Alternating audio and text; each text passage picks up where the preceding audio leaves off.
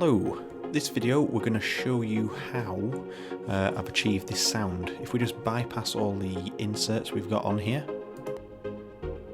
we've got kind of this really kind of heavy synth, it really sinks down, and how we've achieved this kind of really floaty, bouncy melody.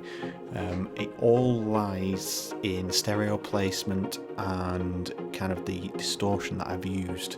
So if we just look at the first insert, we can see I've got the basic saturator and it's slightly tweaked, not much, but it's very slightly, and that's all you need. So if we just bypass this on its own, that is where kind of the pizzazz, the air of the synth really does appear. So distortions are really good at doing stuff like that, as long as you're not kind of using too much of a harsh preset. I'm using a kind of a basic saturator, so it really just kind of saturates the sound a bit more, emphasises its main characteristics.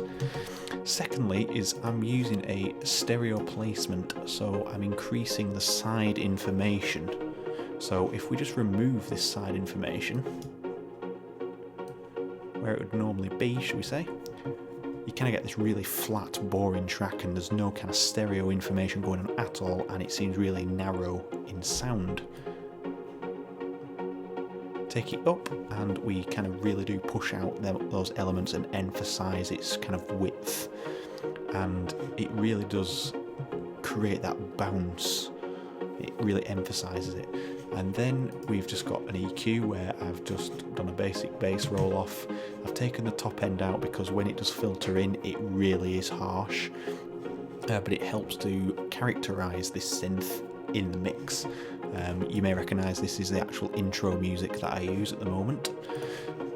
And finally, just a bit of compression just to keep it under control and just bring those transients up a little bit to kind of emphasise all the delay going on in there. So if we just bypass that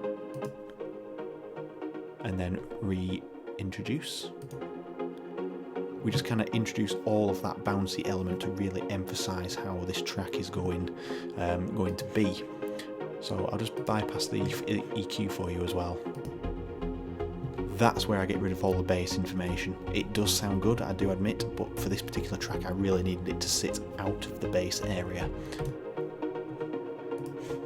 As you can see from later on in the track when it really does get paced.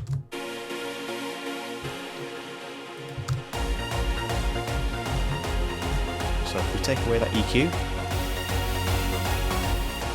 you can really see how that EQ really does tame that top end of this synth. It's just a characteristic of this particular patch I've used. It really does blow the old earphones there. So that's the reason I've tamed it. So thank you for watching. I hope you found this video useful. If you can think of anything that you want to see in the future, please put it in the comments. Also contact me on Facebook and Instagram. I'm on Instagram all the time. You'll get to hear about the new videos and when they're coming out and other side projects. So thank you. See you again soon.